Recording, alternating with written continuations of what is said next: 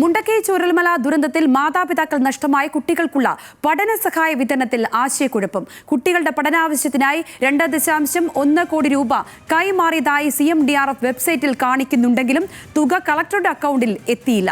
മന്ത്രിസഭാ യോഗത്തിൽ തീരുമാനമുണ്ടായെങ്കിലും പണം എത്തിയിട്ടില്ലെന്ന് Wayanad ADM K Devaki news മലയാളത്തോട് പറഞ്ഞു.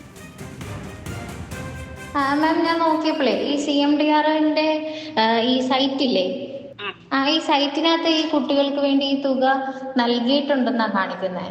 അതായത് അത് മന്ത്രിസഭാ യോഗത്തിൽ പാസ്സായ പൈസ അക്കൗണ്ടിൽ വന്നു. ഫിനാൻസിലാണ് ഈ തുക എന്നുള്ളതാണ് ഞാനിപ്പോ ഫിനാൻസ് ഓഫീസർ സംസാരിച്ചിരുന്നത്. എനിക്ക് ഇതിന്റെ കാര്യങ്ങള് ഞങ്ങൾ അന്വേഷിച്ചപ്പോ ഫിനാൻസിലാണ് പൈസ കിടക്കുന്നതെന്നാണ് മനസ്സിലാക്കിയിട്ടുള്ളത്. അന്നിപ്പം ഇത് കുട്ടികളുടെ അക്കൗണ്ടിലോട്ട് എപ്പോഴും മാറും? അല്ല, അത് നമുക്ക് വരണം. അത് ജില്ലാ കളക്ടർ അക്കൗണ്ടിലേക്ക് വരണ്ട ഈ പൈസ. അതായത് ഫിനാൻസിൽ നിന്ന് ജില്ലാ കളക്ടർ അക്കൗണ്ടിലേക്ക് വരണം.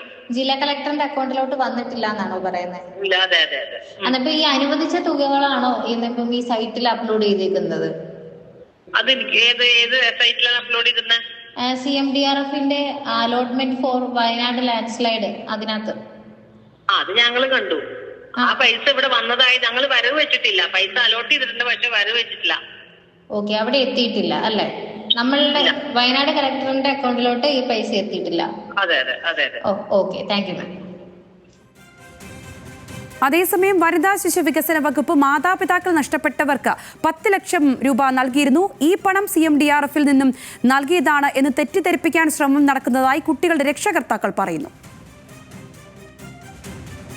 വീടായി എന്നേ ഉള്ളൂ, ജീവിക്കാൻ എനിക്ക് നല്ല ബുദ്ധിമുട്ടുണ്ട്. അപ്പോൾ ഈ ഒരു 5 ലക്ഷത്തിൻ്റെ പലിശയൊക്കെ കിട്ടുന്നത് കൊണ്ടൊക്കെയാണ് ഞാനിപ്പം പോകുന്നത്.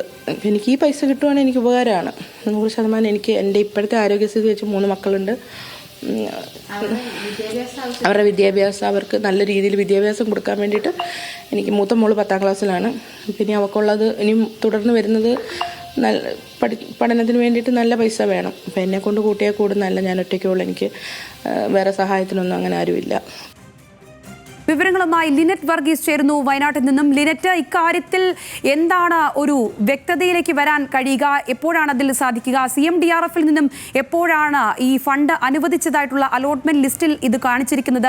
അത് പക്ഷേ കളക്ടറേറ്റിലേക്ക് കിട്ടിയിട്ടില്ല എന്ന് പറയുന്നു. ഇതിൽ സാങ്കേതികത്വമാണോ ഉള്ളത്, അതോ മറ്റെന്തെങ്കിലും ഇടപെടൽ ഇതിന്റെ പിന്നാമ്പുറത്ത് ഉണ്ടായിട്ടുണ്ടോ? മാത്രമല്ല, ഇപ്പോൾ രക്ഷകർത്താക്കളുടെ ആക്ഷേപം കൂടി വരുന്ന ഒരു സാഹചര്യമുണ്ട്. എന്താണ് ലിനറ്റ് പറയാൻ കഴിയുക?